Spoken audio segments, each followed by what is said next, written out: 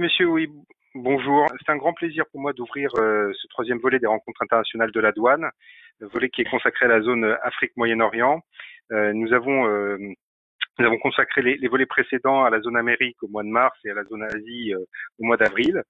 Ces rencontres ont été créées en mai 2019 afin d'une part que nous puissions vous donner des éléments d'actualité sur les zones avec lesquelles vous entretenez des relations commerciales et d'autre part vous permettre d'échanger directement avec un attaché douanier en poste dans une ambassade sur une problématique qui vous est propre, une problématique particulière à votre entreprise. Ainsi, demain et la semaine prochaine, certains parmi vous vont bénéficier d'un entretien personnalisé avec un attaché douanier pour lui faire part d'un projet ou d'une problématique d'import-export particulière. Alors, cet accompagnement personnalisé fait partie de la mission économique de la douane. C'est une mission qui nous est très chère, puisqu'elle consiste à accompagner les entreprises dans leur développement sur les marchés extérieurs. Cet accompagnement se fait d'abord en France, grâce à notre réseau des 42 pôles d'action économique régionaux, mais également en Outre-mer. Et ces pôles d'action économique régionaux répondent chaque jour à vos interrogations ou viennent à votre rencontre dans votre entreprise pour vous apporter des conseils, vous proposer des offres et des procédures sur mesure qui vous permettront d'importer et d'exporter plus rapidement et à moindre coût. Cet accompagnement ne se fait pas qu'en France, il a également lieu à l'international grâce à notre réseau des attachés douaniers qui couvrent une soixantaine de pays et qui travaillent en étroite collaboration avec les pôles d'action économique.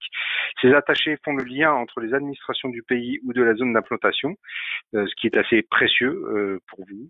Et ils travaillent au quotidien avec les services de la Direction générale du Trésor et dans les ambassades, ainsi que les services de Business France, et vous permettent de fluidifier vos opérations et de donner corps à vos projets d'internationalisation. Aujourd'hui, c'est donc la zone Afrique et Moyen-Orient qui va nous occuper.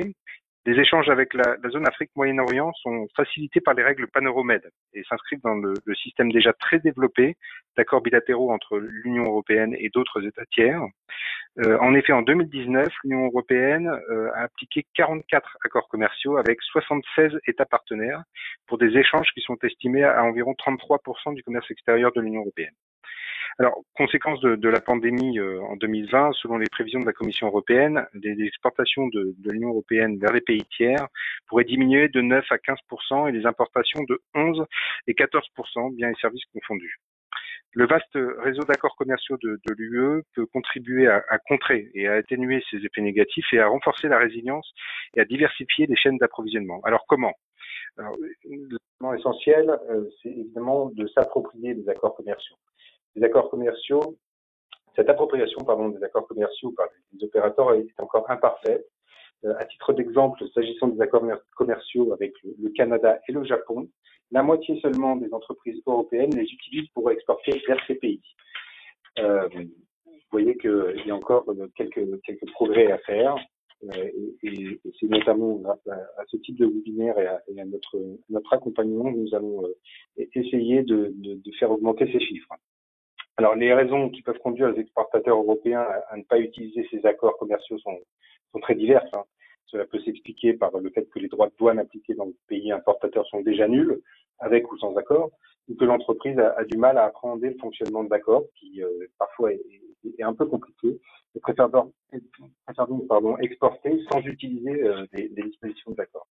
C'est pourquoi il est très important de communiquer efficacement auprès des opérateurs sur les avantages que peuvent leur apporter les accords commerciaux. Au cours des dernières années, la Commission a aussi intensifié ses efforts pour améliorer la mise en œuvre et l'application de ces accords, en veillant à ce que toutes les entreprises, en particulier les plus petites, puissent en tirer parti. On peut citer à cet égard la création du poste de chef de l'application des règles commerciales, CTIO, qui est aujourd'hui occupé par le Français Denis Redonné et qui est chargé notamment du suivi de la correcte application des accords.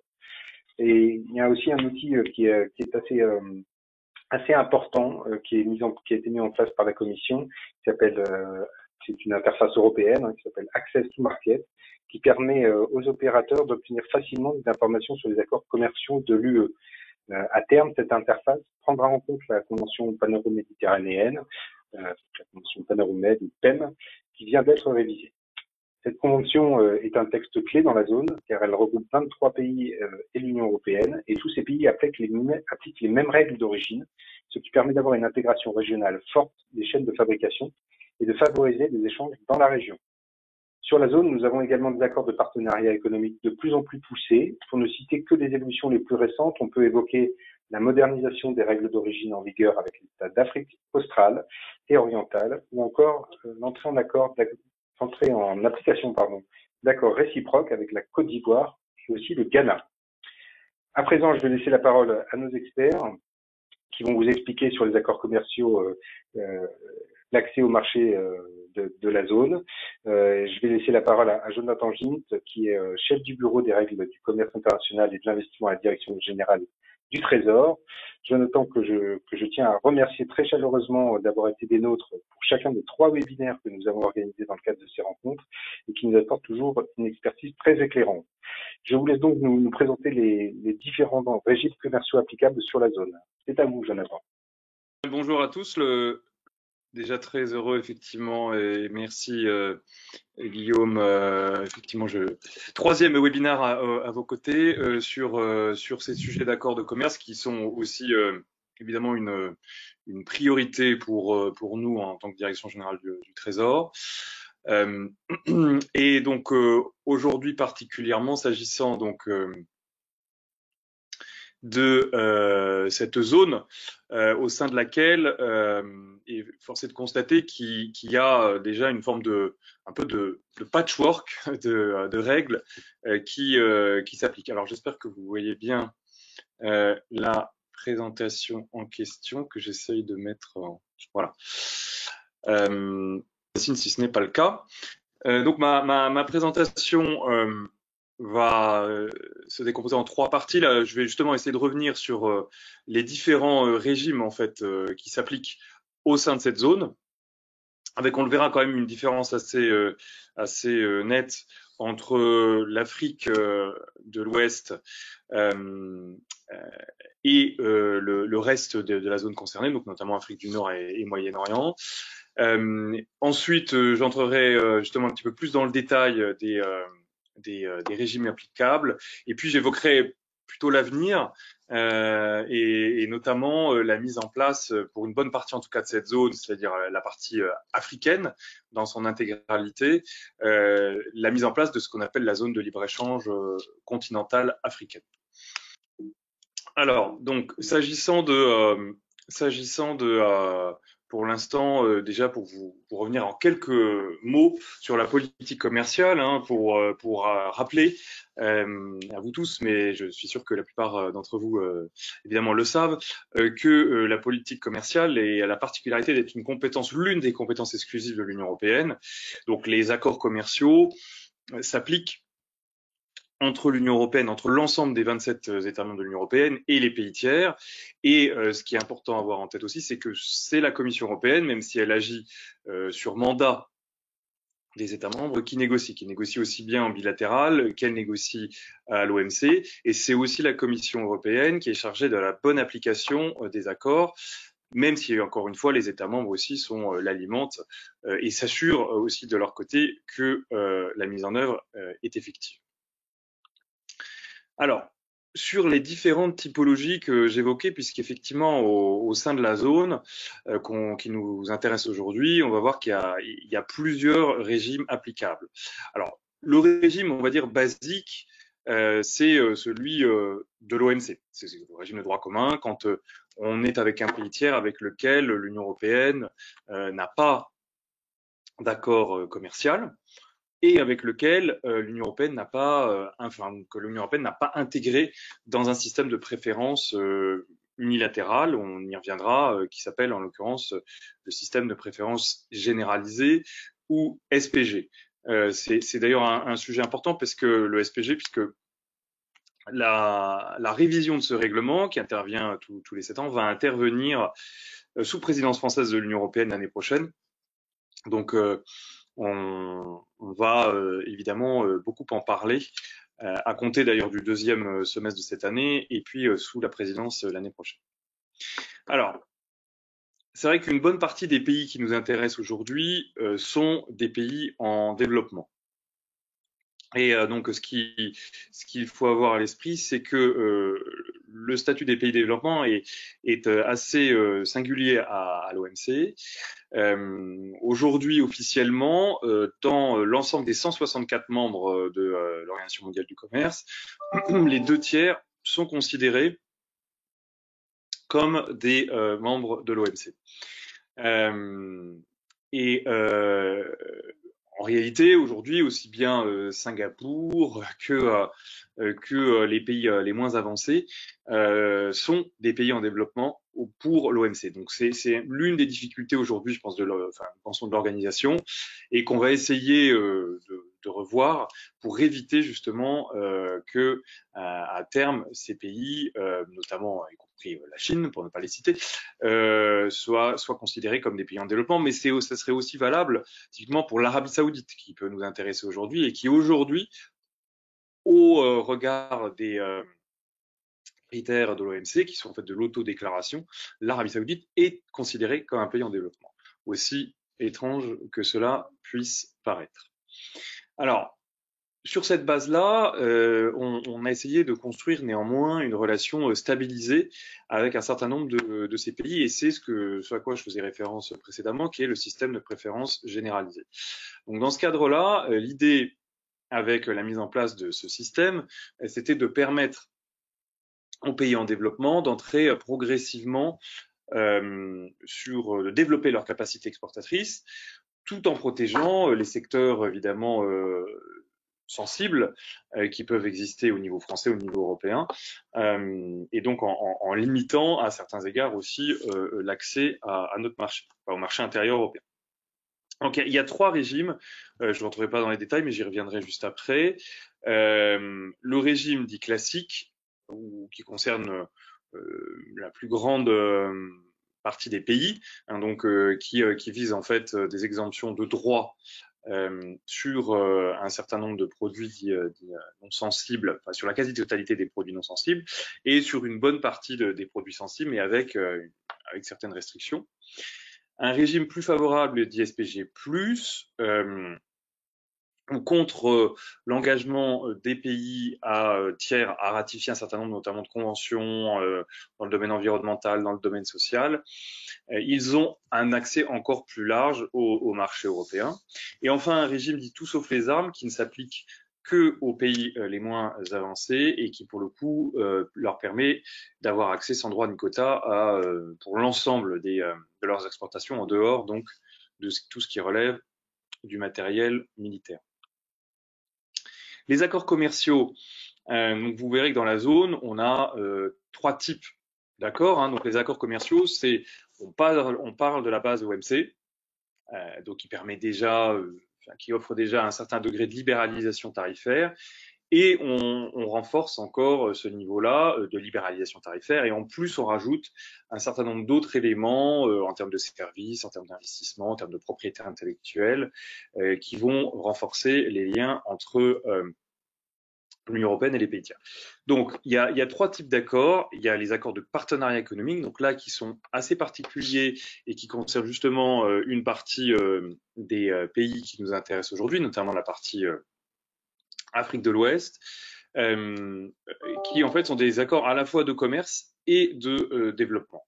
Donc ça, c'est leur particularité, mais qui tient compte justement de la nature un peu singulière de ces pays, et qui notamment sont asymétriques, c'est-à-dire que on libéralise plus vite les exportations de ces pays d'Afrique de l'Ouest vers l'Union européenne qu'on ne libéralise les exportations européennes vers ces pays en question, tenant compte justement des différences de développement. Il y a aussi des accords de libre-échange, mais là qui concernent moins les pays qui nous intéressent aujourd'hui, parce que c'est plutôt avec les pays développés. Et enfin, des accords d'association qui ont une dimension politique et une dimension commerciale, et là qui concernent surtout les pays de l'Union pour la Méditerranée, comme on l'appelle, donc notamment au Maghreb, Machrek, et j'aurai l'occasion d'y revenir, donc qui n'ont pas en réalité beaucoup avancé, c'est le moins qu'on puisse dire. Et puis, donc, toujours dans cette zone, Afrique du Nord notamment, on a aussi souhaité, alors c'était aussi à la faveur des printemps arabes, mettre en place ce qu'on appelle des ALECA, des accords de libre-échange complets et approfondis, qui là pour le coup vont assez loin et vont notamment intégrer aussi des éléments d'alignement réglementaire. Donc, on va essayer de rapprocher les réglementations. On va aller au-delà des seuls flux commerciaux et essayer vraiment de rapprocher les normes, les standards qui existent entre les zones. Donc là-dessus, ce que je disais avant, c'est que bon, tout ça n'a pas beaucoup progressé, malheureusement depuis 2011, voire est quasi totalement bloqué. Alors si on rentre dans le détail par pays, donc si on commence par l'Afrique du Nord, ce qu'on observe, hein, donc évidemment l'Algérie, c'est un pays majeur pour la France.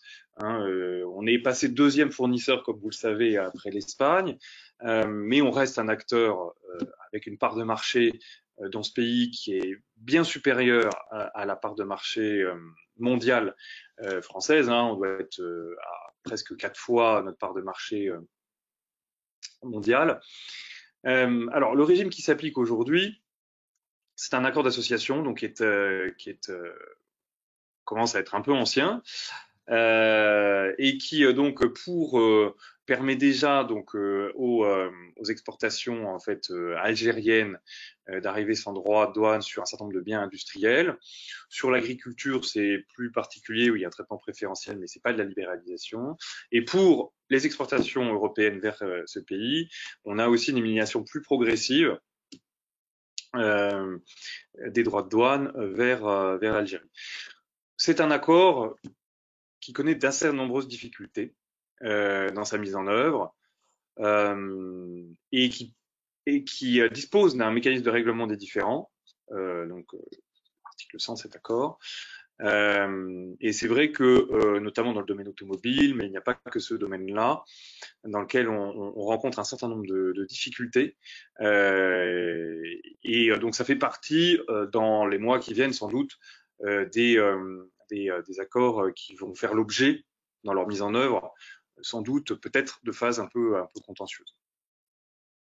L'Égypte, donc c'est un accord d'association qui s'applique aussi, avec à peu près le même mode de fonctionnement hein, que celui, pour le coup, qui existe avec l'Algérie. Donc c'est un marché un peu moins significatif pour la France, mais tout de même.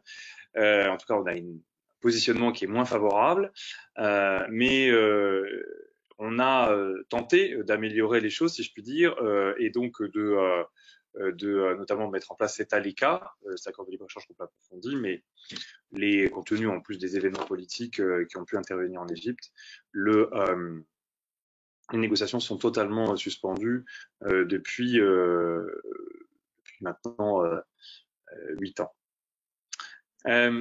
Alors la Libye, bon, c'est évidemment assez particulier, hein, puisque là pour le coup, on est dans un pays qui n'est pas membre de l'OMC. On est dans un pays avec lequel on n'a pas d'accord commercial.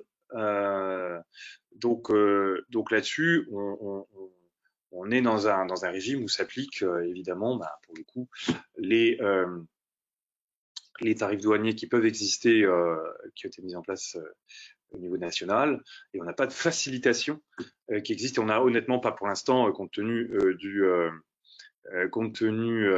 des difficultés politiques, de perspectives honnêtement à court terme de relance d'une négociation avec ce pays.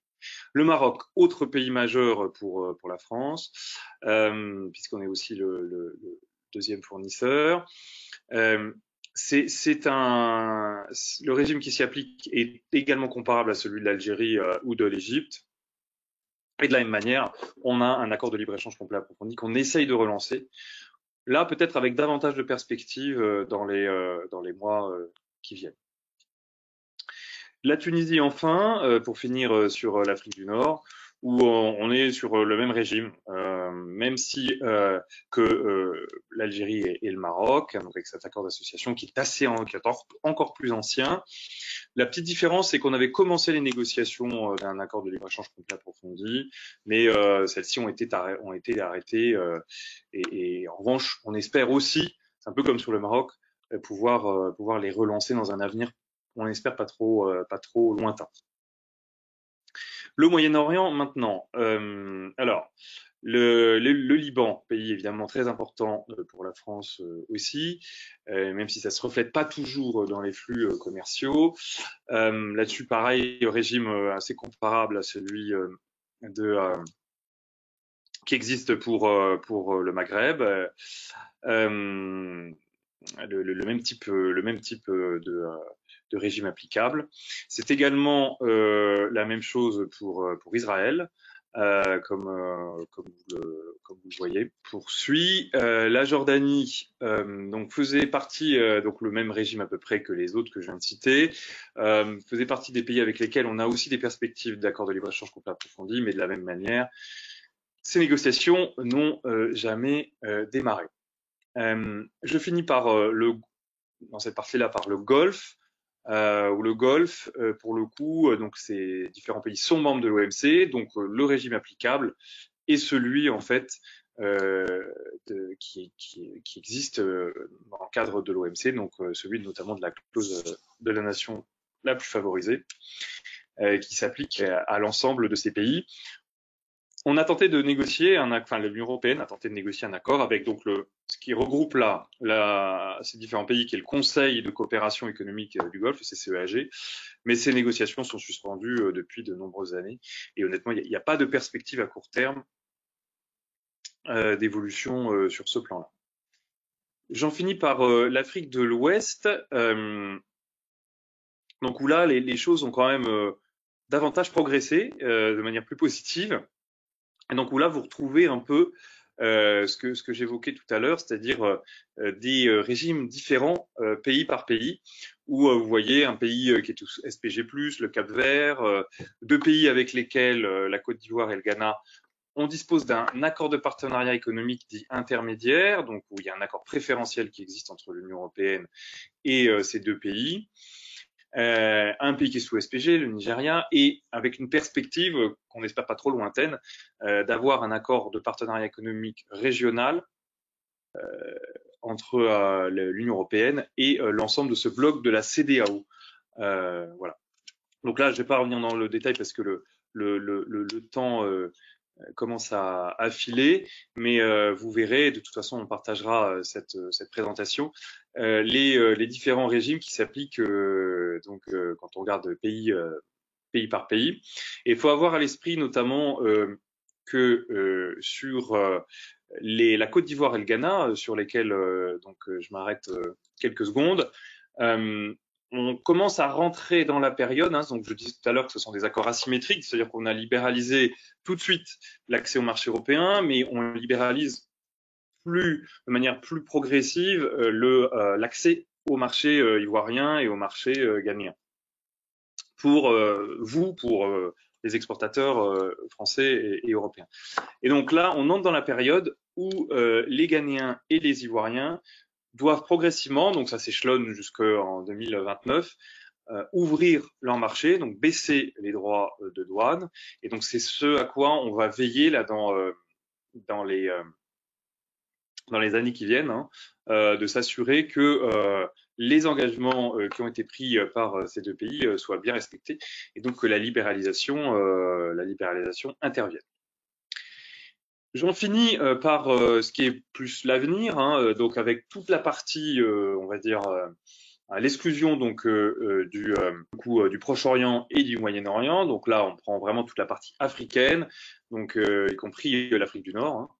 Mais parce que ça nous paraissait intéressant de le souligner. Vous savez donc ont été lancées les négociations d'une zone de libre-échange continentale à l'échelle africaine, donc comprenant l'ensemble des pays de l'Union africaine, donc y compris Maroc, Tunisie, Algérie et Égypte.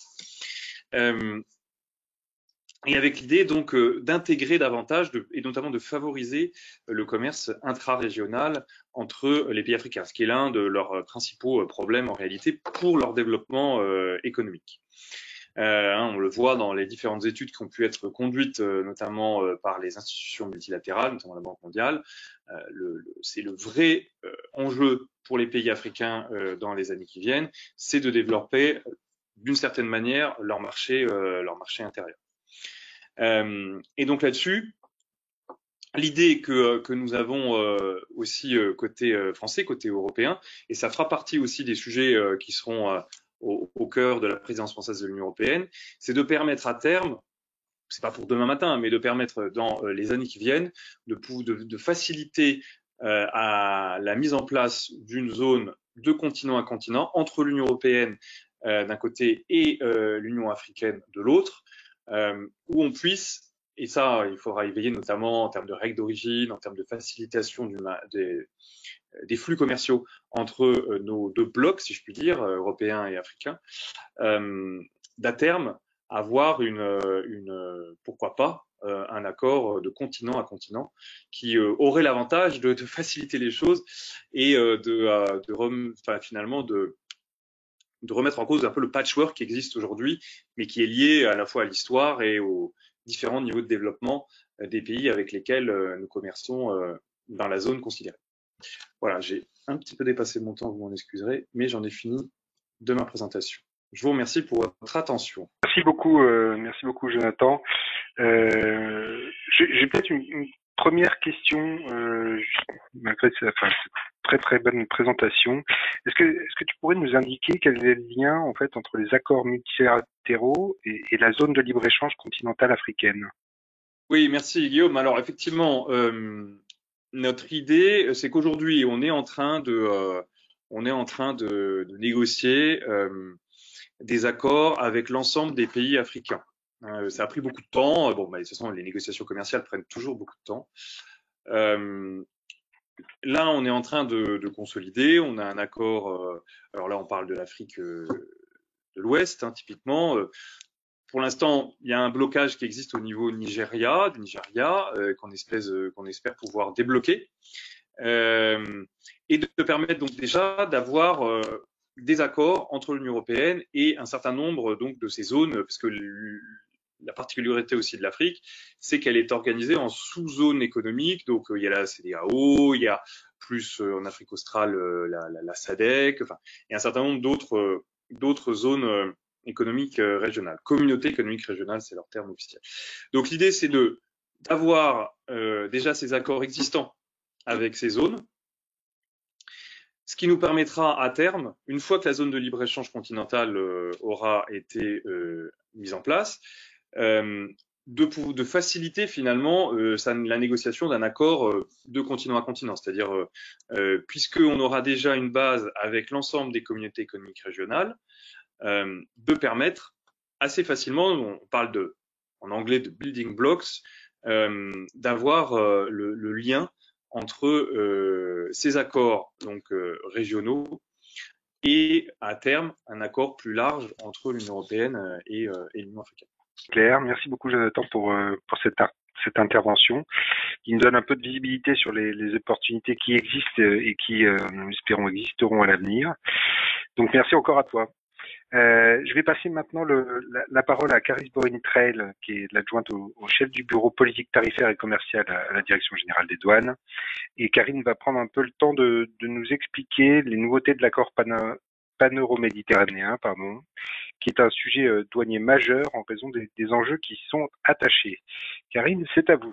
Donc merci de permettre de prendre la parole et puis d'évoquer ce sujet avec vous.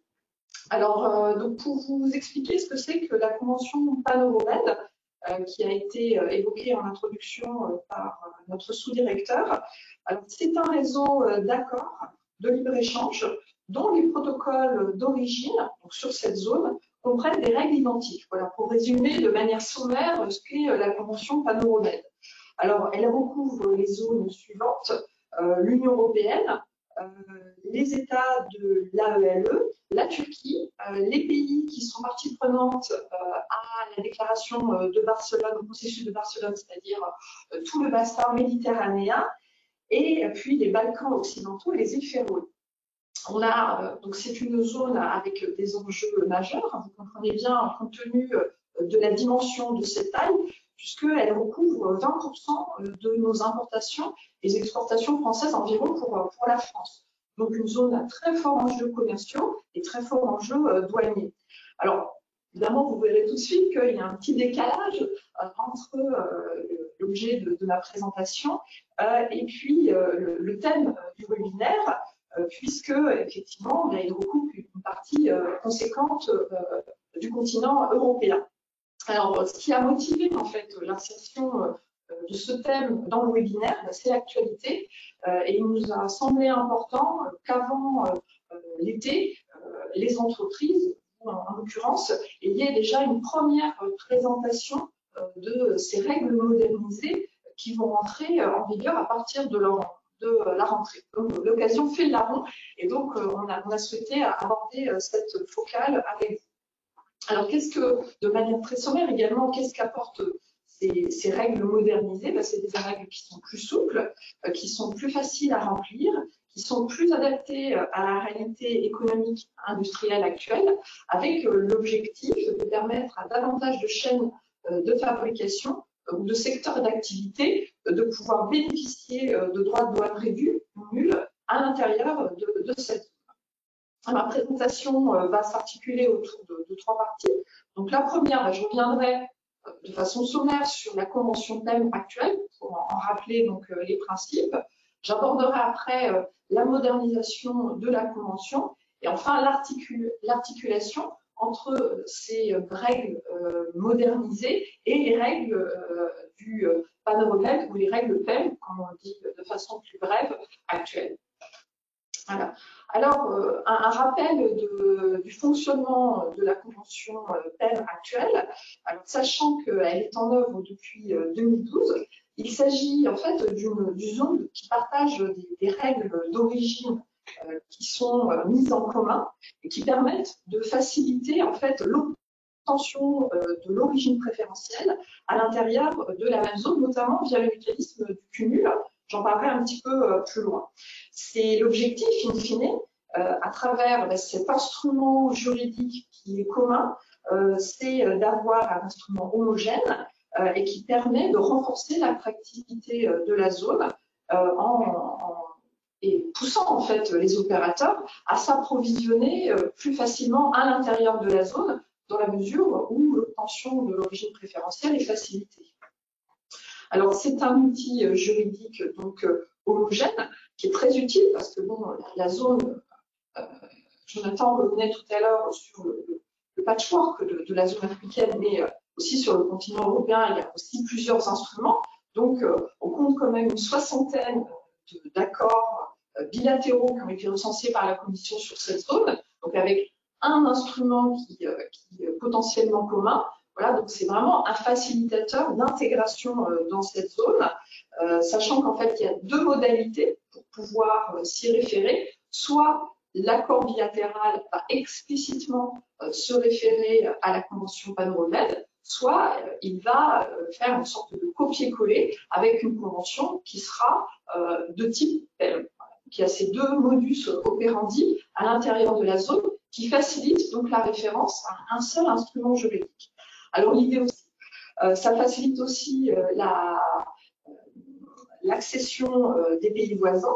Par exemple, en 2015, les Balkans sont entrés beaucoup plus facilement dans le processus à partir du moment où ils sont devenus une partie contractante en se référant à ce socle juridique de règles. Et puis, in fine, l'objectif, c'est de permettre une révision et une mise à jour plus facile des règles, puisque si l'ensemble des parties communes sont d'accord à l'unanimité pour les changer, ça permet d'embarquer l'ensemble des parties prenantes. Alors, quelles sont les spécificités? Je vous rappelle, pour un petit retour sur le mécanisme classique d'un accord commercial, en général, dans un accord commercial bilatéral, et on va avoir des règles d'origine qui vont être négociées de manière individuelle, au cas par cas, en fonction des intérêts de chacune des parties. Dans la zone PEM, on a 24 parties, et chacune, potentiellement, peut signer un accord bilatéral avec l'ensemble des autres parties. Donc, imaginez un peu un rayonnement avec une myriade en fait de relations bilatérales. Mais le fait que soit avec le renvoi à la convention PEM, soit avec un protocole de type PEM, on ait cette insertion dans l'accord bilatéral, ça permet vraiment une homogénéité. Alors, ça permet également le cumul diagonal. Alors, qu'est-ce que c'est que le cumul diagonal? Vous connaissez sans doute le cumul bilatéral. Bilatéral, c'est quelque chose de classique qu'on retrouve dans tous les accords. Ça permet, entre 2 parties, de prendre en compte les matières qui sont originaires du pays fournisseur, de les transformer, et quand elles retournent, de considérer comme si elles étaient originaires du pays d'exportation. Eh bien, le cumul diagonal, il est porté à 3 parties prenantes, et dans la mesure où elles ont consenti à des règles qui sont identiques, eh bien, on peut cumuler en fait, en termes de matière, tout le caractère originaire de ces marchandises. Donc, imaginons que vous avez le pays A qui exporte vers le pays B transforme ce produit et vers le pays C. Dans la mesure où tous ces pays sont reliés par ce partenariat, eh bien, les produits qui viennent de A vont être considérés comme étant originaires de B. Donc, c'est vraiment un facilitateur d'accession à l'origine préférentielle. Les produits peuvent beaucoup plus facilement bénéficier de ce caractère originaire s'il n'y avait pas cette convention. Alors, toutefois, ce cumul diagonal est à géométrie variable, puisque sous la condition sine qua non, c'est d'avoir signé entre les parties prenantes des accords qui sont bilatéraux. Et ce n'est pas forcément le cas, et il y a une sorte des relations qui peuvent être potentiellement asymétriques. Pour ce faire, pouvoir tracer l'existence de différents accords au sein de toute cette zone, la Commission européenne a établi ce qu'on appelle une matrice. Alors, c'est une sorte de tableau qu'elle met régulièrement à jour. La dernière version date de septembre 2020. Et donc, dans ce tableau, en cochant les cases entre les différents pays qui sont en colonne et en rayon, eh bien, on peut savoir si le cumul diagonal que j'évoquais tout à l'heure est possible. Un exemple qui est assez courant, c'est celui de l'Algérie, puisque là, il y a simplement elle a signé un accord avec l'Union européenne. On n'est que sur 2 pays, il n'y a pas 3 pays qui sont liés, donc on ne peut pas faire de cumul diagonal avec l'Algérie. Ça, c'est un exemple qui est assez classique. Évidemment, dans le cadre de la convention modernisée, eh bien, il y aura une matrice qui sera propre et qui pour l'établissement par la Commission. Alors maintenant, je vais venir au cœur de l'intervention sur les principales nouveautés de cette modernisation. Alors, un propos générique, c'est que l'objectif, c'était d'adapter ces règles au contexte économique actuel et donc de retrouver certains standards qui ont été mis et qu'on peut retrouver dans d'autres accords, comme notamment, par exemple, le Canada, le Vietnam, le Japon. Donc, il y a des choses qui ne vous sont pas tout à fait étrangères parce que vous les avez déjà appréhendées dans d'autres accords. Alors, une de ces nouveautés, c'est la valeur moyenne. Donc, ça va vous offrir la possibilité à un exportateur de demander au bureau de douane compétent, donc pour ces opérations, de calculer son prix départ usine et la valeur des matières non originaires sur la base d'une valeur moyenne.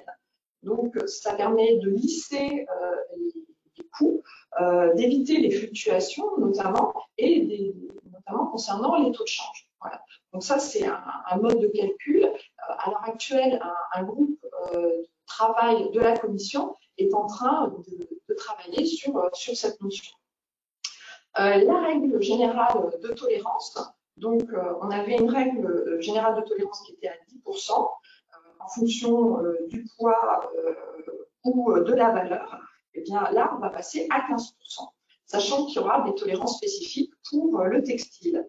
Le principe de territorialité, donc jusqu'à présent, 10% du prix départ usine, jusqu'à 10% du prix départ usine pouvait être éventuellement effectué en dehors de la partie exportatrice, mais le textile et l'habillement n'étaient pas éligibles à cette disposition. Donc désormais, ils peuvent pouvoir en bénéficier. Dans le domaine de l'interdiction de ristourne, donc l'interdiction de ristourne est complètement supprimée. Elle va simplement demeurer toujours pour le secteur du textile et habillement, qui est vraiment un secteur à part entière avec des enjeux tout à fait spécifiques. Donc, pour ce secteur-là, ça sera éventuellement possible, mais sous certaines conditions. Également, une modernisation, puisqu'on passe de la règle de transport direct à la non-manipulation. Donc, pour les entreprises, ça va signifier beaucoup moins de formalités, ça sera moins contraignant dans le cadre de ces règles modernisées. En ce qui concerne le cumul, donc les règles modernisées permettent le cumul bilatéral et diagonal que j'évoquais tout à l'heure pour tous les produits. Donc là, effectivement, c'est très très pertinent. Et il va encore plus loin, puisqu'il va permettre aussi de l'ouvrir sur le cumul, le cumul total, c'est-à-dire le cumul des transformations. Cette fois, on ne prend pas en compte les valeurs des marchandises, les matières, mais on prend en compte les transformations, les ouvraisons spécifiques. Eh bien, on va pouvoir cumuler différentes ouvraisons à l'intérieur d'une même zone, ce qui va faciliter pour les produits ou ces requis d'obtenir l'origine préférentielle de ce cadre-là. Avec toujours le bémol du textile et l'habillement qui ne peut pas bénéficier de ce cumul total généralisé, sauf sous certaines conditions, c'est-à-dire qu'une des parties y est expressément consentie. Alors aussi, de façon générique, les règles d'origine, les règles de liste sont simplifiées, elles sont beaucoup moins nombreuses. Donc là, en termes de lecture, ça va être un point très important. La validité des preuves d'origine passe de 4 mois à 10 mois. Et enfin, leur MED et la déclaration d'origine MED sont supprimés, ce qui va être aussi une source de facilitation pour les entreprises, parce que ça pouvait donner lieu à des incompréhensions de la part des entreprises.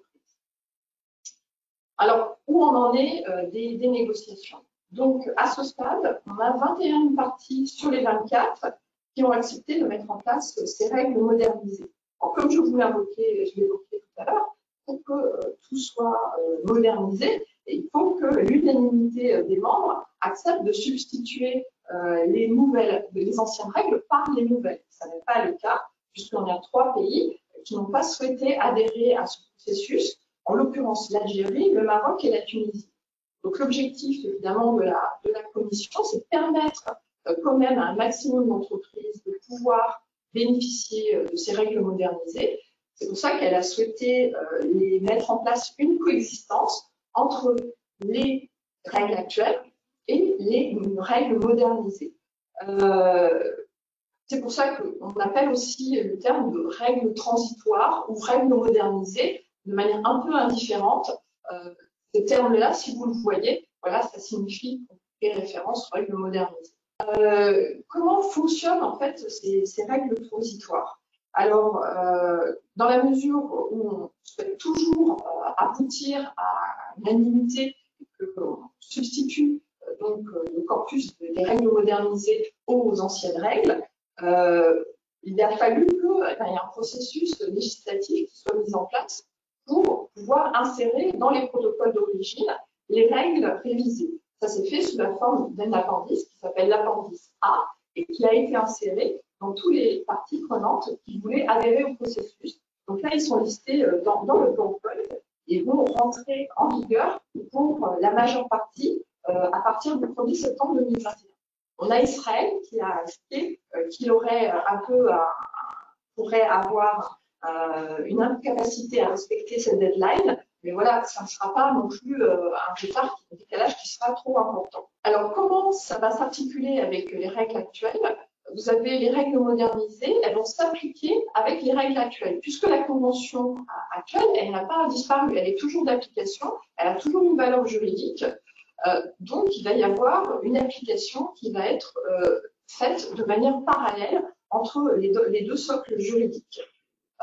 Elle va être aussi faite puisque ça va être au choix à la main des opérateurs, donc uniquement évidemment dans les pays qui ont inséré l'appendice A et donc ces règles modernisées dans leurs accords bilatéraux pour pouvoir solliciter la préférence tarifaire. Donc ils pourront faire le choix de l'un à l'autre avec la possibilité de changer à chaque flux en fonction de leurs produits, si le caractère originaire est respecté dans un socle ou dans un autre.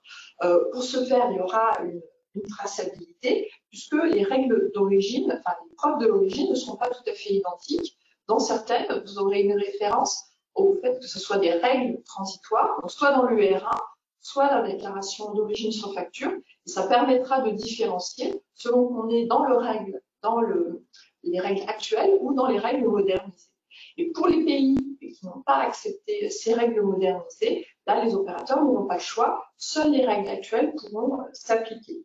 Alors, la Commission a pensé ces règles de façon hermétique, hein, dans un souci de lisibilité pour les entreprises, hein, sachant que, je rappelle, hein, c'est à chaque flux, c'est possible de changer le corpus, mais une fois qu'on est dans un flux, c'est un corpus particulier, le corpus pour lequel on a choisi un socle de règles qui doit s'appliquer.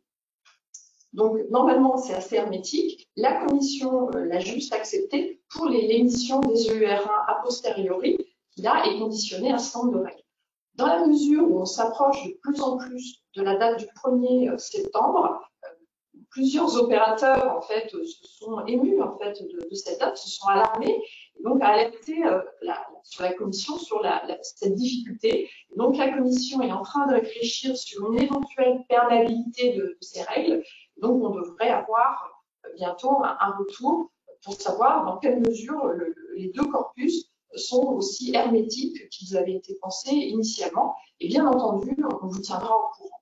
Alors, pour résumer et en conclusion, donc sur la zone Paneuromed, on va avoir deux ensembles de règles. Ces ensembles de règles vont coexister jusqu'à ce que l'ensemble des pays partenaires, des pays parties prenantes, adhèrent tous à l'unanimité à la nouvelle convention. Et dans ce cas, le corpus modernisé se substituera au corpus actuel. En attendant, on a des règles transitoires qui s'appliquent, qui débutent à partir du 1er septembre. Évidemment, nous, on vous accompagne dans l'appréhension de ces nouvelles règles. Alors déjà, on a une note aux opérateurs qui sont en cours de finalisation, qu'on va vous envoyer et qu'on mettra à jour tout au long de l'été en fonction des informations qui nous seront communiquées par la Commission.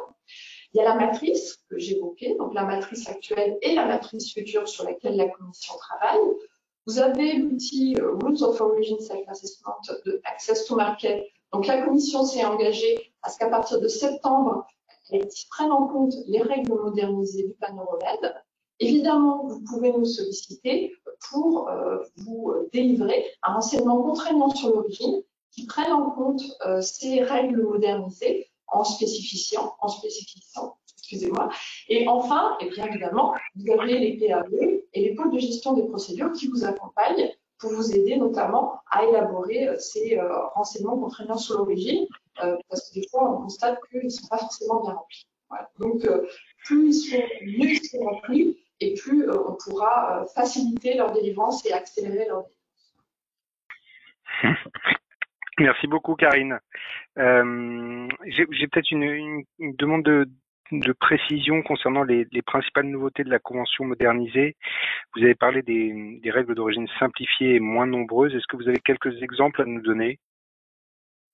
Alors, en quoi elles sont plus faciles et moins nombreuses? Alors déjà, un exemple de plus facile.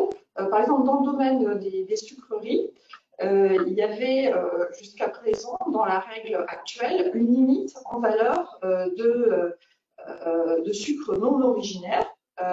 Et là, eh bien, c'était uniquement en valeur qu'elle était exprimée. Désormais, ça peut être alternatif, ça peut être en valeur ou en poids. Donc voilà, ça permet, si vous ne remplissez pas une condition, vous pouvez en remplir une autre.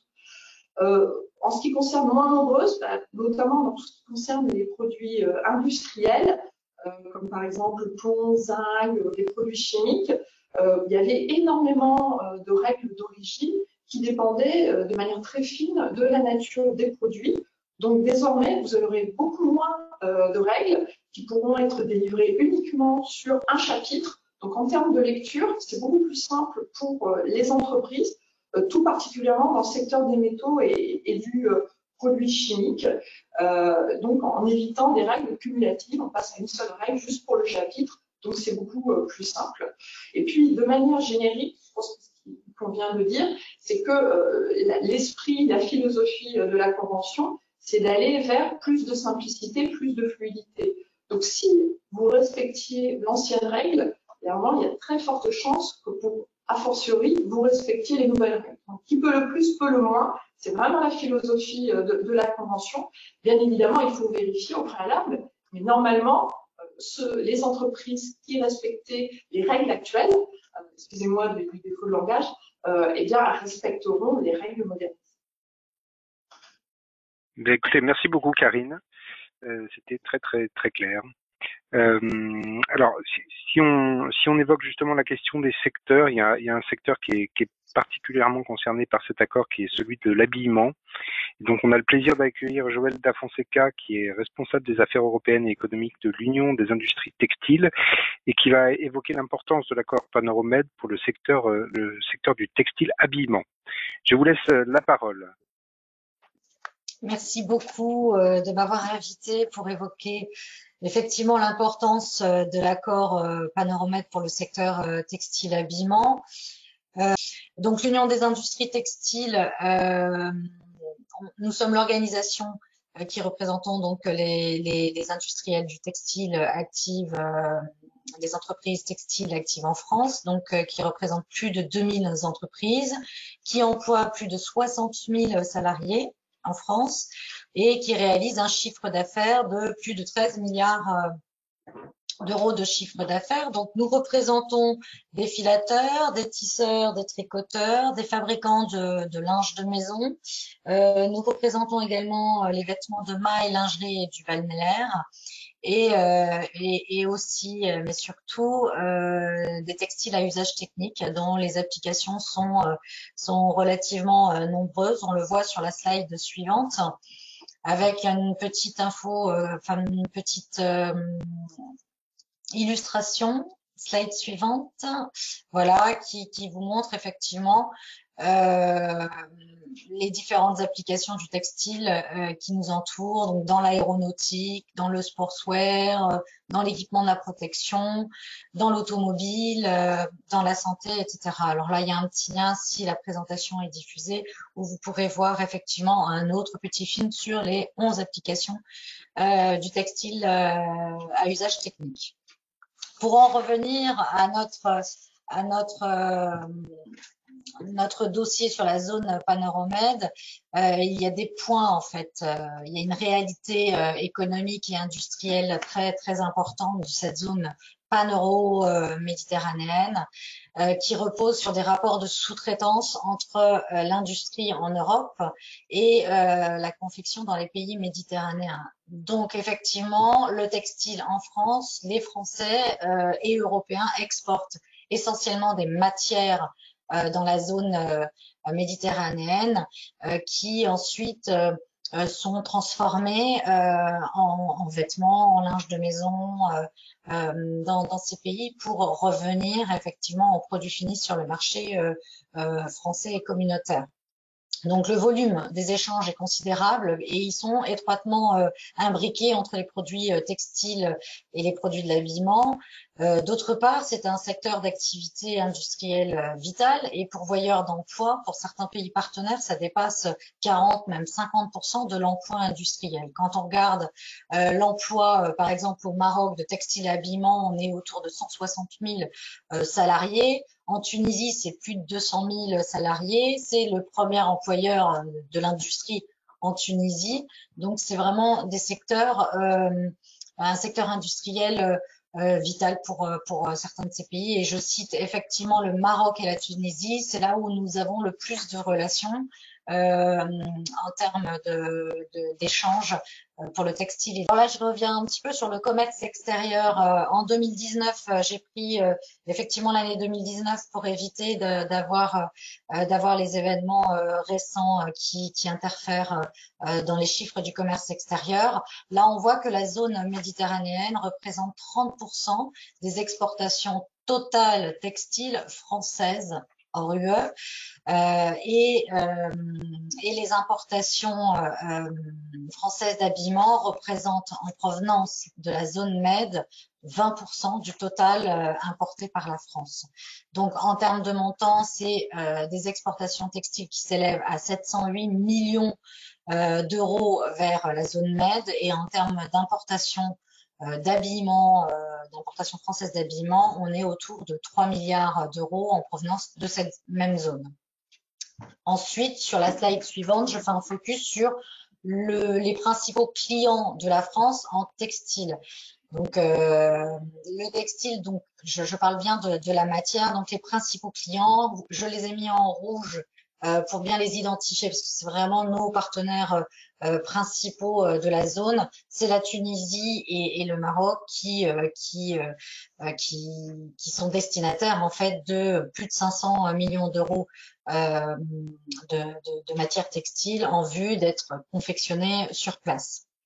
Slide suivante, sur les importations, on voit que là, les principaux fournisseurs d'habillement de la France en 2019, on a toujours le Maroc et Tunisie un peu moins bien classés que certains pays asiatiques comme la Chine, le Bangladesh ou le Vietnam.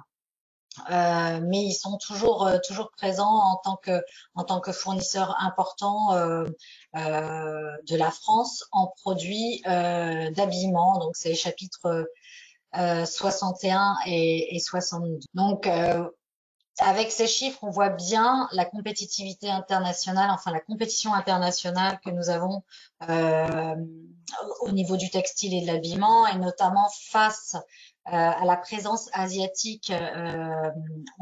La zone Pan-Euro-Med a des atouts indéniables par rapport à d'autres pays et d'autres zones comme l'Asie.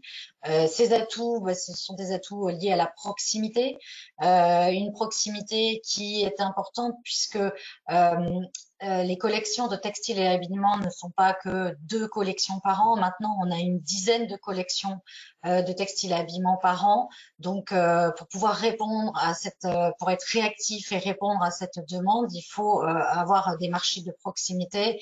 Et c'est le cas de cette zone. Donc, c'est un marché de proximité. C'est un marché où les coûts restent raisonnables, les coûts de main-d'œuvre notamment, et la zone Pan-Euro-Med permet également de bénéficier d'une exemption de droits de douane sous réserve que les règles d'origine soient respectées. Et l'exemption de droits de douane, elle n'est pas neutre parce que si on importe d'un autre pays qui n'a pas cette préférence Euromed, on paierait des droits de douane à l'entrée en Europe, à hauteur pour les produits d'habillement, à hauteur de 12%. Donc c'est vraiment une économie relativement importante, ça associé à des coûts de main-d'œuvre qui restent raisonnables. Donc on a quand même un atout ici en termes de coûts qui est assez important. Donc la qualité aussi, parce que effectivement le marché européen, le marché des consommateurs européens est de plus en plus exigeant. Et il est clair qu'aujourd'hui, on a une montée des préoccupations environnementales des consommateurs qui militent effectivement en faveur d'un sourcing de proximité avec l'utilisation de matières premières françaises et européennes et une confection donc dans les pays de la zone MED. Alors une convention PEM, un outil indispensable pour qui? Pour l'ensemble des acteurs de la filière du textile et de l'habillement, pour les marques qui s'assurent d'un sourcing de proximité, de qualité demandé par le marché, et pour les consommateurs, comme je l'ai dit précédemment, qui sont de plus en plus sensibilisés aux enjeux environnementaux. Donc c'est un outil réellement indispensable. Et là, je vais conclure sur un véritable plaidoyer, j'ai envie de dire, en faveur de la mise en œuvre de cette convention. On a vraiment besoin d'une mise en œuvre rapide de la convention par l'ensemble des parties prenantes. Donc, Karine l'évoquait tout à l'heure, on a 3 pays qui semblent réticents à intégrer effectivement cette convention PEM. Malheureusement, ce sont nos plus gros pays partenaires et un système basé à double vitesse, j'ai envie de dire, freinerait de manière drastique nos échanges, en tout cas apporterait de la confusion, de la complexité, et concrètement, il faut se renforcer plutôt que de laisser cette complexité mettre un frein à nos échanges. Ensuite, il faut savoir que la Commission, face à ces réticences, notamment pour pas les citer, du Maroc et de la Tunisie, la Commission a proposé des dérogations, c'est-à-dire des assouplissements aux règles d'origine. À ce stade, on n'a pas de retour. Voilà, il y a des assouplissements qui ont été proposés. Ça plaide pas forcément en faveur d'une simplification du système, parce que si ça fait effet boule de neige, on risque d'avoir encore plus de dérogations et de demandes de pays partenaires qui forcément ne va pas plaider pour une simplification qui est quand même l'objet de la mise en place de cette convention MED. Ensuite, il est assez difficile d'envisager et de se dire que d'autres pays partenaires comme le Japon, la Corée ou d'autres ont intégré ces nouvelles règles d'origine révisées qui sont plus avantageuses, puisqu'elles ont été révisées pour prendre en compte effectivement des réalités économiques et industrielles. Elles ont été simplifiées. Et là, à ce stade, c'est principalement d'autres pays partenaires que nos partenaires naturels, que sont le Maroc et la Tunisie, qui bénéficient de ces règles d'origine révisées. Et ça, c'est assez décevant, et c'est pour ça que nous plaidons en faveur d'une mise en œuvre rapide de cette convention PEM. Merci de votre attention. Un grand merci à vous, Madame Nafonseca, pour ces éléments très très utiles et très précis. J'ai de mon côté une petite question, vous les avez évoquées, mais quels sont selon vous les avantages de la modernisation de la convention PEM concernant votre secteur, les principaux? Alors oui, en fait, on les a évoqués ça a été évoqué par Karine. Il y a une fluidification forcément des flux, une simplification. Ça va renforcer effectivement la compétitivité, donc en élargissant et en rendant plus accessibles finalement les sources et les chaînes d'approvisionnement pour notre secteur. Parce que là, je parlais du Maroc et de la Tunisie, mais il y a bien d'autres pays intéressant pour la confection, pour les activités de sous-traitance. Ça va donc favoriser l'intégration régionale. Et quant aux règles d'origine qui ont été révisées, elles ont été révisées de manière très précise, parce que le secteur textile et habillement, c'est le seul secteur où ce sont des règles de transformation. Donc, pour d'autres secteurs, pour l'obtention de l'origine préférentielle, c'est un changement de nomenclature ou un critère de valeur ajoutée. Évidemment, pour faire simple chez nous, c'est des critères de transformation, d'ouvraison des opérations. Donc, il y a de quoi s'arracher les cheveux. Donc, c'est vrai que c'est une première étape dans la simplification. Il y a des critères qui ont été des ouvraisons, des transformations qui ont été identifiées comme importantes, qui ne l'étaient pas avant. Il y a des règles de tolérance, Karine en a parlé, qui ont augmenté. Donc voilà, il y a eu quand même de la simplification, de la lisibilité sur les règles d'origine préférentielle, et sur lesquelles nous avons beaucoup travaillé, tant au niveau de la France qu'au niveau européen via notre fédération européenne. Très bien. Écoutez, un grand merci pour ce témoignage très éclairant. Alors, j'ai le plaisir maintenant d'accueillir Sana Gabri, qui est chef de projet information réglementaire Afrique PMO, spécialiste de la filière art de vivre, santé, industrie et clean tech au service réglementation internationale de Business France, qui va nous éclairer aussi sur les problématiques d'accès au marché et normes d'accès au marché, des normes et des règles sur la zone, parce que vous le savez, évidemment des sujets douaniers, mais ces accords ne concernent pas que les sujets douaniers.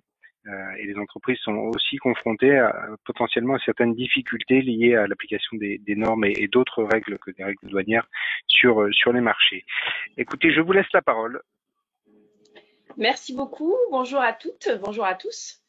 Donc, en effet, ça va concerner vraiment la bonne partie de ma présentation va concerner les contraintes donc réglementaires et l'accès au marché. Donc, dans ma présentation, il y aura la première partie sera concernée par l'accord. Est-ce qu'il y a un accord ou pas entre donc l'Union européenne et le pays dans lequel je souhaite exporter? Mon produit, est-ce qu'il est autorisé à l'importation? Toutes les formalités à connaître avant d'exporter. Et puis, les documents nécessaires au dédouanement. Et puis, surtout, la partie conformité.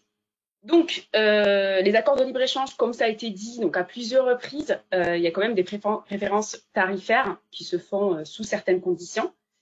Ça évite d'avoir des barrières, donc ça enlève des barrières tarifaires, mais ça enlève aussi des barrières non tarifaires qui vont concerner en fait des formalités à faire à l'entrée de la marchandise sur les territoires.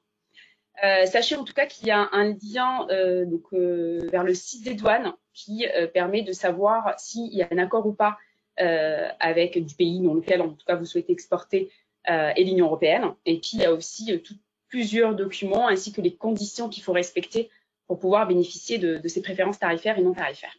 Donc là, on a un exemple d'accord, comme ça a été bien mentionné. Donc il y a un accord aussi Union européenne-Égypte, Union européenne et la Tunisie, Union européenne et Israël, la Jordanie, etc. Donc là, on va entrer dans le vif du sujet, l'accès au marché. La question qu'il faut vraiment se poser, est-ce que mon produit est-il autorisé ou pas? Et s'il est autorisé, quelles sont les conditions que je dois respecter, que ce soit au niveau douanier ou au niveau, on va dire, composition du produit, techniquement en tout cas, pour pouvoir accéder au marché que je vise.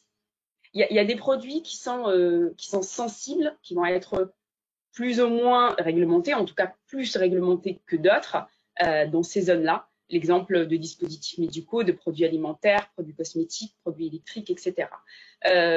Ces produits, on va dire, ils sont réglementés, il y a une logique dans tout ça, malgré que c'est quand même, en tout cas, une des zones est une zone, comme par exemple le cas de l'Afrique, qui n'est pas très réglementée. Ils vont quand même réglementer ces produits-là pour la sécurité des consommateurs, mais c'est parce que aussi c'est des produits sensibles, c'est des produits qui sont dangereux et qui peuvent causer en tout cas des problématiques sanitaires. Dans les accords, il y a quand même beaucoup de, on va dire, de conditions qui permettent de faciliter l'importation de ces produits, que ce soit au niveau des droits de douane, mais que ce soit au niveau de certaines formalités douanières aussi. Sachez que quand on dit droit de douane, il y a une confusion quand même qui se passe pour les entreprises. Le fait qu'il n'y ait pas de droit de douane ou qu'il y ait une réduction de droit de douane, ça n'enlève pas les autres taxes à l'importation. Nous, dans notre jargon, on va appeler ça droit de douane et autres taxes. Les droits de douane, ça va être vraiment des taxes, on va dire, qui vont être concernées par les accords. Mais par contre, les autres taxes à l'importation, ça va être les droits d'assises qui vont être par exemple sur l'alcool, sur les cigarettes et sur les produits de luxe, la TVA qui est établie par tous les pays du monde, sachant qu'il y a certains produits qui vont être exemptés, certains produits qui vont être réduits en termes de TVA, etc. Mais en tout cas, il faut se dire que c'est pas parce qu'il y a un accord entre l'Union européenne et le pays que vous visez qu'il n'y aura pas du tout de taxes parce qu'il y a des droits de douane préférentiels ou il y a des droits de douane à zéro. Il y aura quand même d'autres taxes. Donc, il faudrait vraiment prendre en considération ça dans le calcul du coût, donc, en tout cas d'exportation, en tout cas de l'entrée sur le marché de votre produit. Il faut vraiment avoir une veille réglementaire parce que dans ces zones-là, entre autres, surtout le cas du Moyen-Orient, il y a quand même beaucoup de modifications qui se font au niveau réglementaire. Donc, il faudrait quand même vérifier à chaque expédition avec votre distributeur ou avec une agence ou un consultant réglementaire que la réglementation n'a pas changé pour qu'il n'y ait pas potentiellement un blocage. Il y a le site Access Market, je vous ai mis le lien qui vous permet d'avoir une idée générale sur les contraintes réglementaires à l'entrée donc de votre produit dans certains pays. On passe aux formalités. Donc, quelles sont les formalités ou les principales formalités à connaître avant d'exporter? Ça regroupe pas toutes les formalités confondues, mais on va dire les formalités les plus importantes. Première chose à vérifier quand même, c'est que votre importateur dispose de la bonne licence et du bon permis. C'est sûr qu'un importateur de produits alimentaires ne sera pas le même importateur de dispositifs médicaux. Il faut avoir quand même une autorisation et généralement, dans cette autorisation, il y a carrément aussi une liste de produits où il est autorisé en fait à importer. Ensuite, il y a tout ce qui est enregistrement ou notification du produit. C'est un peu la partie la plus contraignante pour une entreprise. L'enregistrement ne concerne pas tous les produits, mais les produits généralement assez sensibles sont soumis à enregistrement auprès des autorités locales. Le distributeur ou l'importateur, votre agent local en tout cas, vous informe de cette procédure. Généralement, vous demande les documents nécessaires. Donc le process est assez compliqué pour 2 raisons. La première, c'est qu'il y a quand même une liste de documents assez longue. La deuxième, c'est le coût. Parce que certains pays vont en fait demander un coût d'enregistrement par référence de produit, pas par catégorie, pas par groupe de produits, ce qui peut quand même augmenter la facture. Ça, c'est le deuxième point. Et puis, le troisième point, c'est que malheureusement, certains, par exemple, je dis n'importe quoi, certains produits vont être considérés comme produits alimentaires en France, mais vont être considérés compléments alimentaires dans le pays que vous visez. Donc, ils vont vous demander des certificats spécifiques à compléments alimentaires, mais la France le considère comme produit alimentaire, donc c'est assez compliqué de pouvoir avoir ce certificat dans le pays d'origine. Après, il y a plusieurs, on va dire, solutions qui peuvent être envisagées, mais en tout cas, c'est un peu la complexité de cette procédure à laquelle il faut faire super attention. Je pense que c'est très important de vérifier si votre produit est soumis à enregistrement. Est-ce qu'il y a un délai à prendre en considération? Il y a un coût à prendre en considération aussi. Ensuite, il y a la partie évaluation de la conformité. Dans ces zones-là, spécifiquement, il y a quand même en fait une procédure de conformité qui est pas assez lourde, mais en tout cas assez stricte. Pourquoi? Parce que, comme pour le cas de la zone Afrique, la réglementation sur certains produits n'existe pas. Ce qui fait en fait une demande à des organismes de pouvoir vérifier si le produit est bien en conformité avec les règles, par exemple, du pays d'origine, dans le cas de l'Europe, l'Union européenne, ou par exemple les réglementations internationales.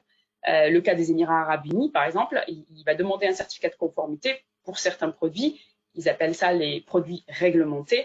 Et généralement, c'est des produits sensibles, comme je vous ai dit, les produits électriques, cosmétiques, etc. Pour le cas des Émirats arabes unis, comme je l'ai pris comme exemple, ça reste quand même assez clair.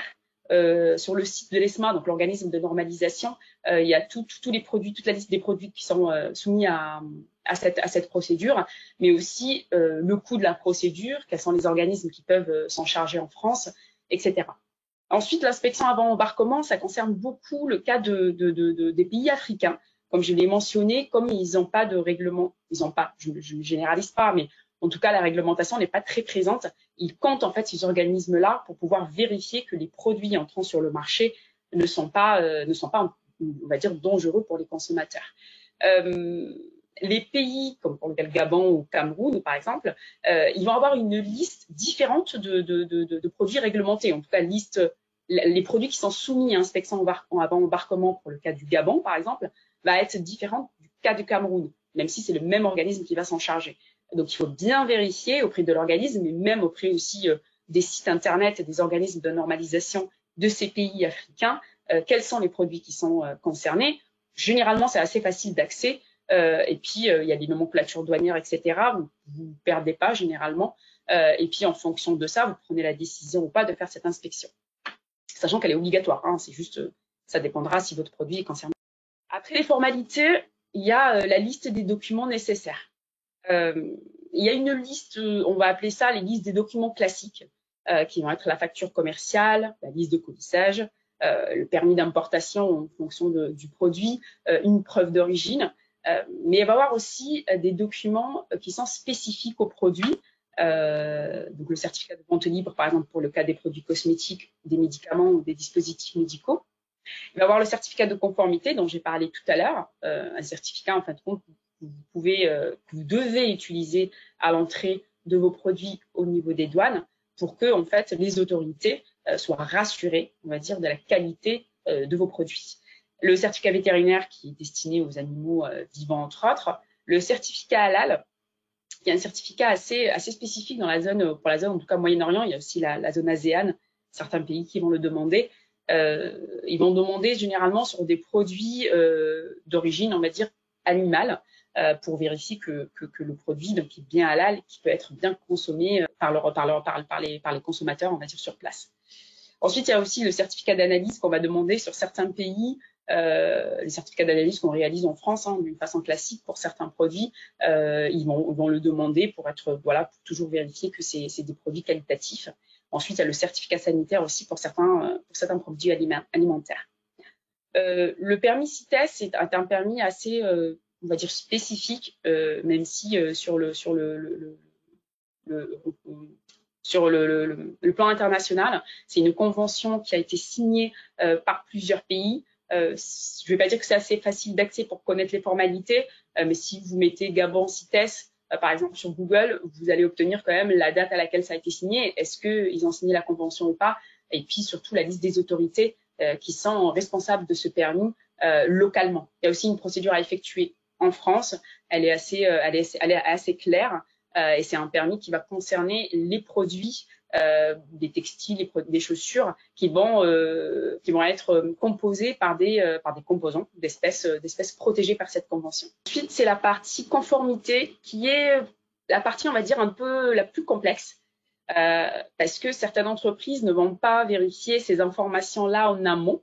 Ils vont débuter leur prospection, à la limite carrément assister à des salons, trouver le bon distributeur, se mettre d'accord avec lui, etc. Et puis en fait oublier, ou en tout cas c'est pas une partie à laquelle ils ont pensé, qui est la partie conformité, mais c'est trop tard parce que même après avoir bien avancé dans le process de prospection, ils se rendent compte que leur produit n'est juste pas autorisé. Juste en fait, il y a carrément une modification à faire en fait au niveau du produit pour pouvoir l'importer dans ce pays, ou qu'il y ait des documents qui sont demandés qu'on ne peut pas avoir par exemple en France. Donc c'est une partie assez importante. L'étiquetage et la composition, c'est les parties qui sont un peu les plus complexes, mais auxquelles en fait il faut faire super attention. Parce que la composition d'un produit définit le pays dans lequel on peut exporter, et je ne vois pas du tout une entreprise changer la composition ou la formule de son produit pour pouvoir exporter dans un pays. C'est-à-dire qu'en fait, il faudrait déjà avoir une composition, formuler le produit, etc. et ensuite se dire est-ce qu'avec cette composition, je peux entrer sur le marché ou pas. Le cas de l'étiquetage, il faut bien vérifier bien évidemment la langue et toutes les mentions qu'il faut mettre. Il y a un point quand même assez important sur l'étiquetage, c'est que certains pays, même s'ils vont imposer 2 ou 3 mentions obligatoires avec la langue locale, le vietnamien ou l'arabe, certains pays vont autoriser qu'il y ait des stickers avec les 2 ou 3 mentions dans la langue locale qui peuvent être affichées sur l'emballage du produit. Ça, c'est quand même un point positif pour les entreprises qui souhaitent exporter dans ces pays-là, parce qu'ils n'ont pas besoin de faire l'étiquetage en arabe ou en vietnamien ou autre sur place. Ça coûte de l'argent, mais c'est aussi une logistique assez lourde. Ces pays-là vont permettre aussi, certains pays aussi, comme pour le cas de l'Algérie, va permettre en fait de pouvoir coller ce sticker, arriver en douane ou arriver chez le distributeur. Il y a tout un process à effectuer parce que la douane, elle bloque ces produits-là en attendant. Mais en tout cas, ça fait que le coût de ces stickers est plutôt facturé sur le distributeur. Voilà, c'était un point assez important parce que j'ai assez souvent ces questions-là sur est-ce que je peux, quelles sont les mentions obligatoires dans la langue locale, est-ce que je peux utiliser un sticker ou pas, est-ce que je peux le faire sur place dans le pays, en tout cas localement, ou je dois le faire ici, etc. Donc c'est un point qui est assez important et je voulais vraiment le mentionner. Ensuite, il y a les règlements techniques et les normes locales spécifiques à respecter, et puis les normes européennes et internationales. Petit arrêt là-dessus. Selon mon expertise, en tout cas sur la zone Afrique, généralement, ils vont accepter les normes européennes et internationales parce qu'ils considèrent que les produits qui sont conformes à ces normes sont des produits qualitatifs, mais aussi parce que assez souvent aussi, ils n'ont pas de réglementation applicable sur ces produits. Donc, en fait, ils se fient à ces normes-là pour considérer que le produit est qualitatif. Donc, pour le cas, par exemple, un exemple d'un produit alimentaire, les points auxquels il faut vraiment faire attention et consulter, donc les normes qui sont applicables à ces produits-là, les additifs alimentaires qui sont très réglementés, en fonction du pays, il y a une liste d'additifs alimentaires qui va être autorisée ou pas, une liste d'additifs alimentaires dont la composition, ou plutôt dans la formule, qui va être restreinte. Donc les pesticides, contaminants, tous les critères microbiologiques, les règles d'étiquetage dont j'ai parlé tout à l'heure, et puis tous les caractéristiques, on va dire, du produit, entre autres même les tests à réaliser. Donc sachez que l'importateur joue quand même un rôle assez important dans la mise en conformité de ces produits. Nous, assez souvent, on va avoir des questions des entreprises qui vont nous dire bon, le distributeur, il m'a dit ça, il y a une modification de la réglementation, j'ai un doute, je voudrais quand même vérifier cette info. Là-dessus, oui, c'est important, mais en effet, généralement, les entreprises se fient à leur agent local et leurs distributeurs pour pouvoir, on va dire, vérifier la conformité des produits. Ça se passe généralement bien parce qu'il est sur le terrain, il connaît très bien les autorités, il connaît très bien les produits qu'il importe, il connaît très bien aussi la réglementation applicable dans le pays dans lequel il vit et il commercialise. Donc voilà, généralement, on conseille quand même de se fier à ce qu'il dit, mais si besoin de vérifier la conformité, il y a toujours des consultants pour pouvoir vérifier cette info, parce que c'est vrai que l'accès à la réglementation et aux informations dans ces deux zones reste quand même un peu compliqué, on va dire. J'espère que ça a été clair. Oui, merci beaucoup. C'était extrêmement clair. J'ai une toute petite, même si on est un petit peu en retard, j'ai quand même une petite question à vous poser. Vous avez évoqué les sujets, les potentielles contraintes réglementaires qui existaient notamment concernant l'alimentaire et puis les sujets d'étiquetage. Est-ce que quelles sont selon vous les contraintes réglementaires les plus courantes, les plus répandues dans ces deux zones, celles vraiment auxquelles il faut faire attention? Pour le cas de l'Afrique et du Proche-Moyen-Orient, ils ont quelque chose quand même en commun par rapport à d'autres pays qui sont plus développés sur le plan réglementaire, comme le cas des États-Unis ou le Canada. Ils n'ont pas des organismes, généralement, ils disposent pas d'organismes indépendants qui sont, par exemple, qui vont être en charge des formalités ou de l'enregistrement, etc. L'avantage de cet organisme indépendant, qu'on va voir par exemple en Chine, pour le cas de l'enregistrement par exemple des produits alimentaires ou des produits cosmétiques, c'est que cet organisme-là il n'y ait pas de conflit d'intérêt, qu'il soit titulaire de ce certificat d'enregistrement, c'est lui qui gère toutes les formalités, que ce soit pas votre agent local, votre distributeur sur place qui dispose de cette titularité. Généralement, le pays étranger ne peut pas généralement disposer de cette titularité. Donc c'est vrai que dans ces pays-là, sur le plan réglementaire, il n'y a pas de cet organisme indépendant et c'est quand même un point négatif parce que l'entreprise doit en fait donner cette titularité à l'importateur, donc être dépendant de lui, on va dire entre guillemets. Ensuite, si je sépare les deux zones, pour le cas de l'Afrique, c'est vraiment l'accès à l'information et pouvoir contacter les autorités. Moi, étant experte sur cette zone-là depuis maintenant des années, accéder à une info, pouvoir contacter, trouver déjà la bonne autorité, c'est compliqué. Trouver les coordonnées de l'autorité, c'est compliqué. Accéder à la personne qui est en charge du produit, c'est encore plus compliqué. Et obtenir l'info, c'est encore plus complexe.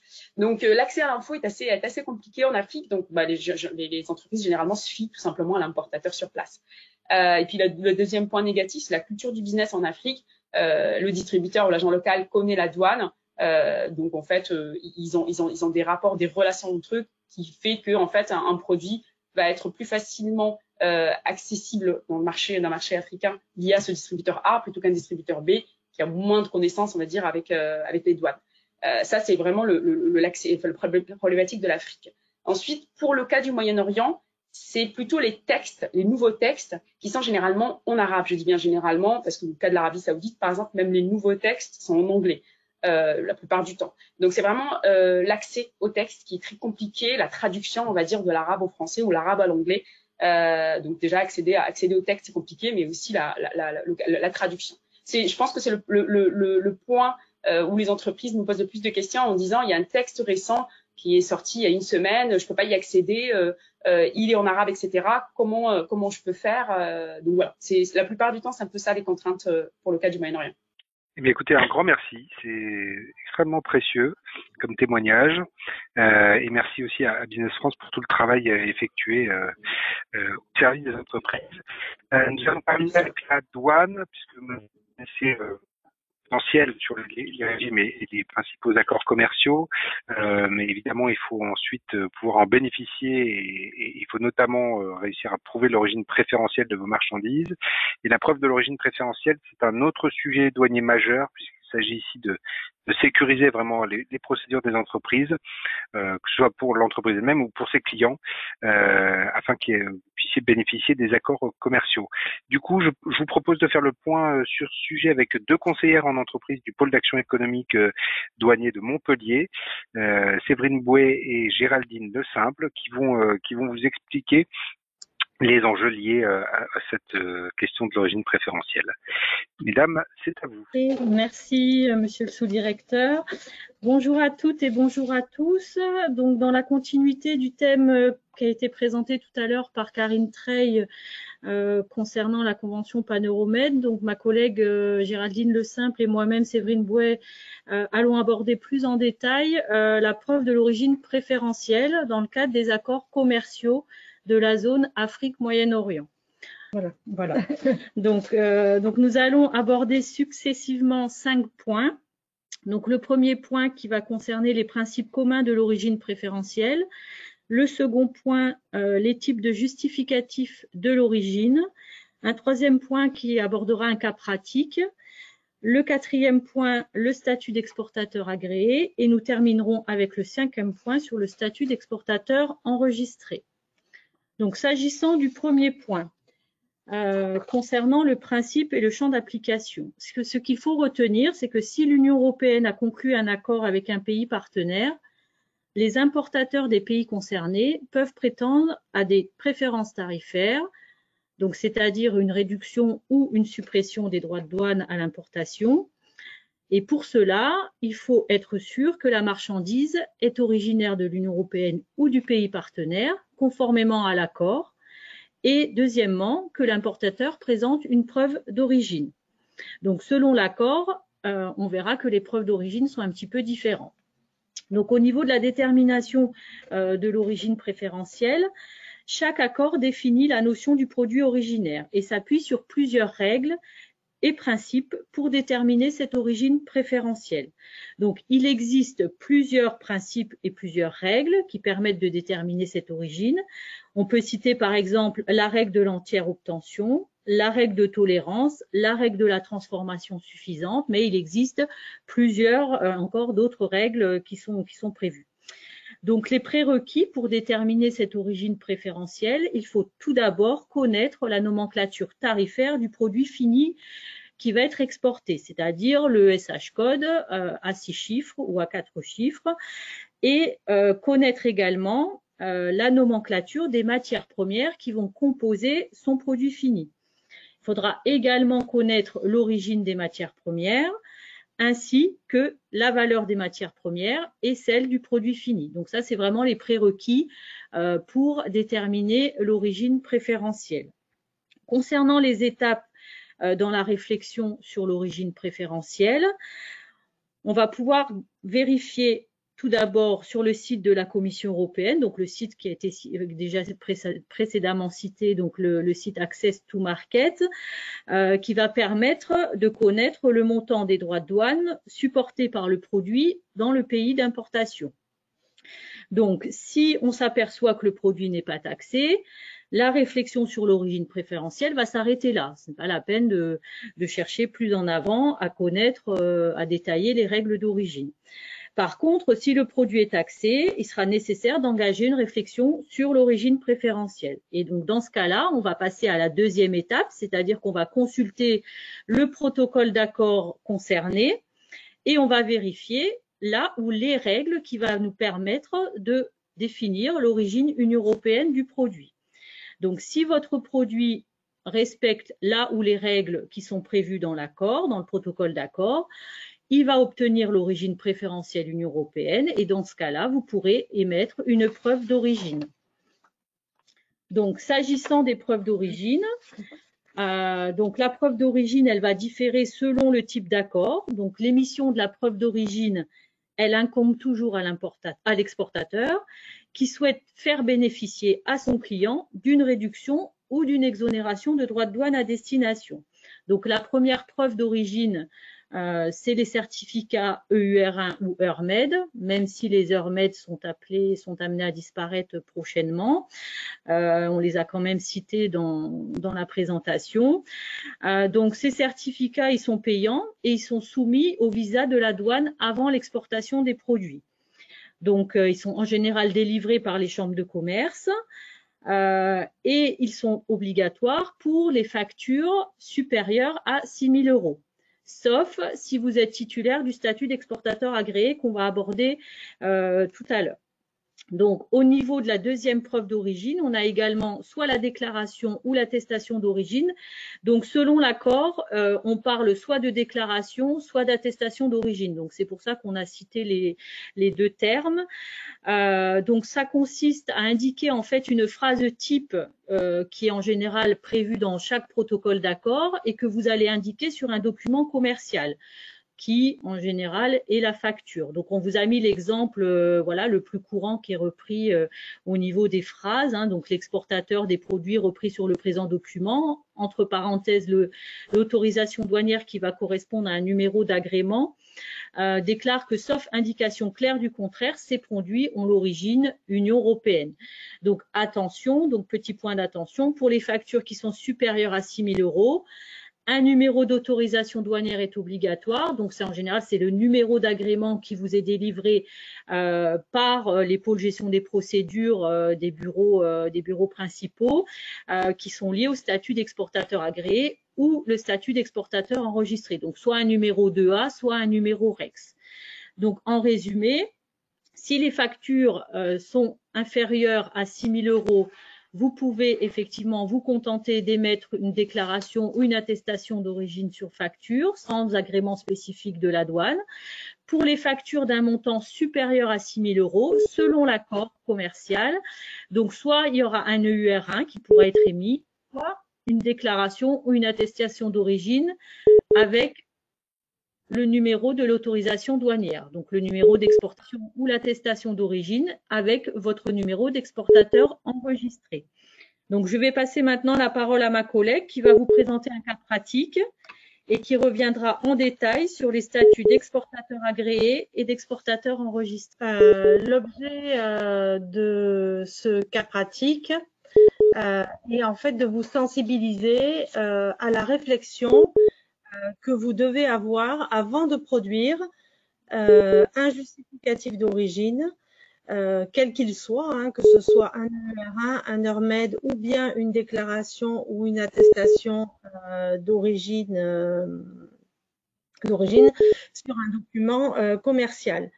Donc, on a essayé de synthétiser en 3 points d'étape cette réflexion que vous devez avoir. Donc, partons du postulat que vous avez fabriqué une machine qui se classe au 84-79 et vous souhaitez l'exporter vers le Ghana. Donc, la première étape que vous devez avoir, c'est d'aller voir sur le site Access to Markets pour vérifier, qui est le site de la Commission européenne, pour vérifier la taxation qui s'applique à votre produit à l'importation. Donc, pour effectuer cette requête, vous aurez besoin du code douanier de la marchandise, donc de la nomenclature tarifaire, du pays, de connaître le pays de provenance, le pays de destination. Donc là, au cas présent, la nomenclature de l'ESH4 dont vous aurez besoin pour votre requête, c'est le 8479. Le pays de provenance, ce sera la France. Le pays de destination, le Ghana.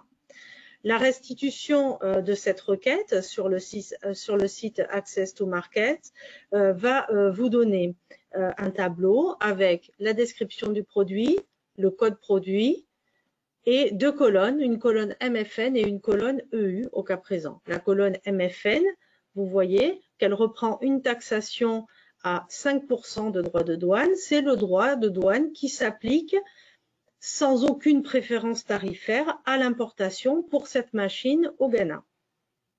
Et vous voyez que sur la colonne EU, il y a une taxation à 0%. Donc, il y a une préférence tarifaire.